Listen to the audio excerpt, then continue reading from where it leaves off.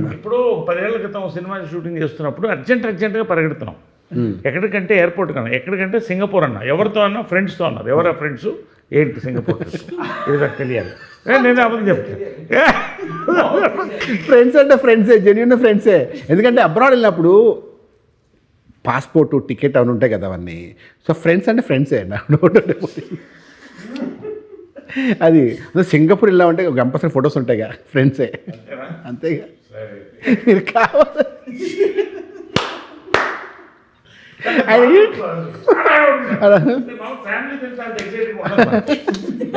వెళ్తున్నాం, ప్యాక్ చేయండి, రెడీ అయింది, వస్తున్నాను, రెడీ అని అనిపింది. ఇంత ఎక్సైట్మెంట్ ఎక్కడి నుంచి వచ్చింది రాజేష్కి అసలు? నాకు అప్పుడే అబ్జర్వ్ చేస్తున్నాను. కరెక్టా కదా? అప్పుడు ఆవిడ గుర్తుంది, మీకు చెప్పాను కూడా, అందుకే అడుగుతున్నారు. సిచ్యువేషన్లో ఆయన ముందు ఆయన 100% ఓపెన్ బుక్. ఎవరైనా అలాగే ఉంటారు. అంటే నాకు చాలా సరదా, అంటే నిజంగా ఫ్రెండ్స్తో వెళ్ళడం సరదా. He is a fun guy, I really like. అంటే happy, no airs, nothing. He enjoys his work, enjoys with his friends, whoever they are, girls or boys.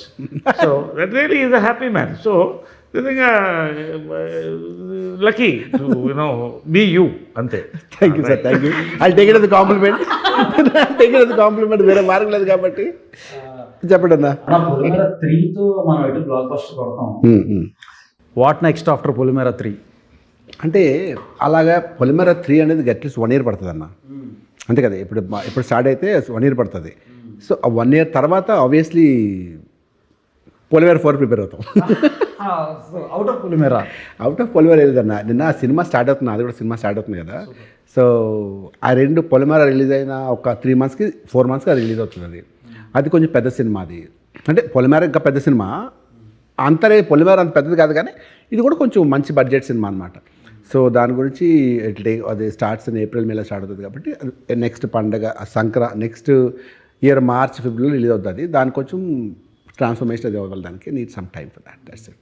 సత్యం రాజేష్, ఆ సత్యం అనే ట్యాగ్ ఎప్పుడు బరువుగా ఫీల్ అయ్యారా? హ్యాపీగా రాజేష్ అనే పేరు బరువు ఫీల్ అయినా అన్న చెప్పాలంటే. ఎందుకంటే సత్యం రాజేష్ ఏంటి? సత్యం ఫస్ట్ మూవీ సార్ నాది. సత్యం రాజేష్, నా పేరు రాజేష్. ఆ డైరెక్టర్తో నేను పేరు మార్చుకుంటాను సార్. పేరు అంటే ఏం పెట్టుకుంటా అంటే, సార్ ఏదైనా వెరైటీ పెట్టుకుంటాను, కొత్త పేరుని పెట్టుకుంటాను సార్. నేను అప్పుడు ఏదో సాగర్, కొత్త పేర్లు రాసుకున్నాను.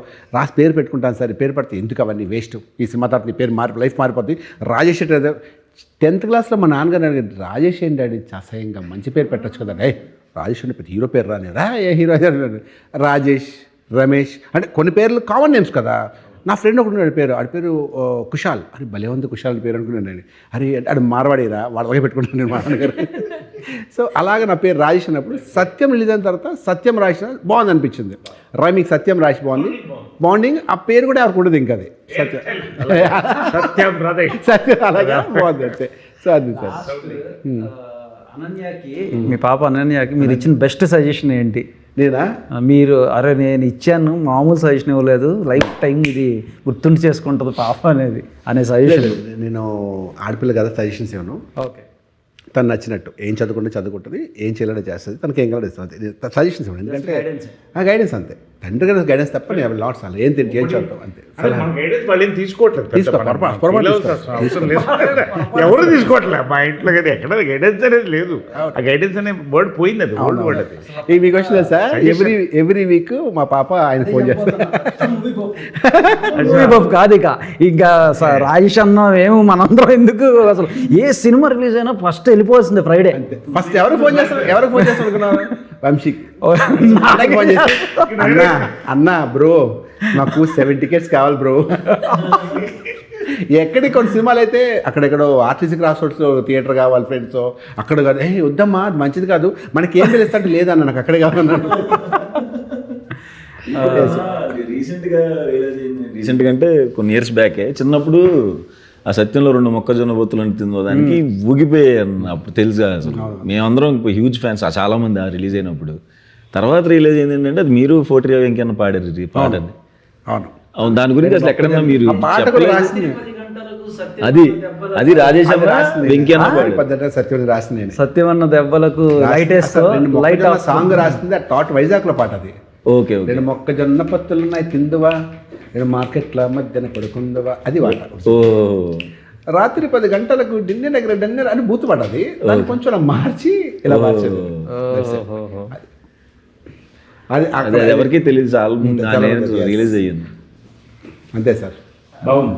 Nice. Thank you so much. ఏం లేదా క్వశ్చన్ మేము అందరం అడిగేసాం. యాక్చువల్లీ చాలా నేర్చుకుంటున్నాను సార్, మీరు ఎంత ఎక్స్పీరియన్స్డ్ కదా.